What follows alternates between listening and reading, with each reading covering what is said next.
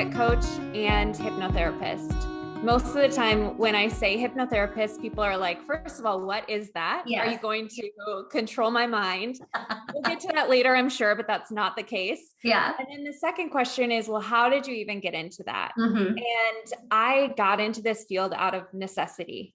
Oh, it was like a point where in my life where, you know, people talk all the time about their rock bottom. Mm-hmm. I was absolutely at my rock bottom. So previous to this career, I was a sports reporter. That's what I went to school for. I was in a journalism major, absolutely loved it. And I just had always loved sports. I feel like they're very inspiring in nature.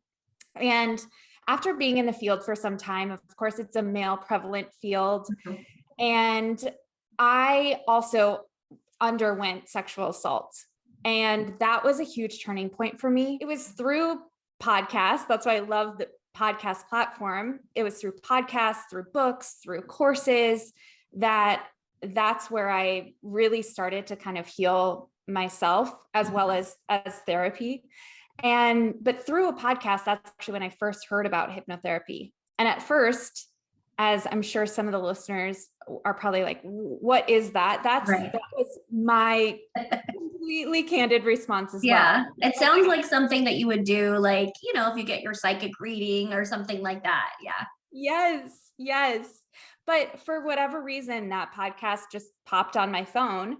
And it was almost like, I think I finished an episode and then it just went straight into that one. And I just continued listening, and something in that was like, whoa, okay, this is definitely, there's something here. Now that's for a full-time career. That's an amazing story. I think a lot of times you just never know what your next step is in life. And just by listening to a simple podcast or reading an article or hearing someone's story like today and sharing your story, someone will be like, wow, that sounds interesting and intriguing, and take a look and see, you know, what that's like. So interestingly enough, I feel like my whole life, I've really had that high performance mentality, and I still very much do. But similar to your story, you know, it led to burnout, and it led to me just feeling unfulfilled. So this year, my biggest goal is to achieve more by doing less. Yes. Which sounds so counterintuitive. I know. And it's been really uncomfortable. Like a part of me, when I sit and kind of follow the flow of my business, it's like that part of me is activated and I'm like, wait a minute. Okay, I have to do more, or I have to do something. Right. So it's like building that habit of allowing myself to just follow those like intuitive punches, follow the flow. And what I'm noticing is that when I have my biggest successes in business, it's when I'm so in the flow. Nice. It's like when I don't even try. I want to build as we're kind of re-entering into hopefully some sense of normalcy. It's tying the movement or nature piece with the hypnotherapy and with the mindset. Yes. So like getting together a group or a community where we take hikes, and then at the top of the mountain, then we have like this mindfulness practice or group hypnosis or something like that.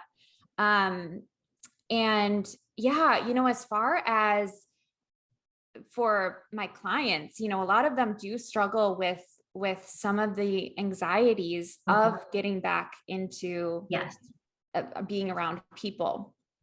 And I guess what I work a lot with them on is finding those practices that really ground yourself first, whether that's taking breaths or closing your eyes.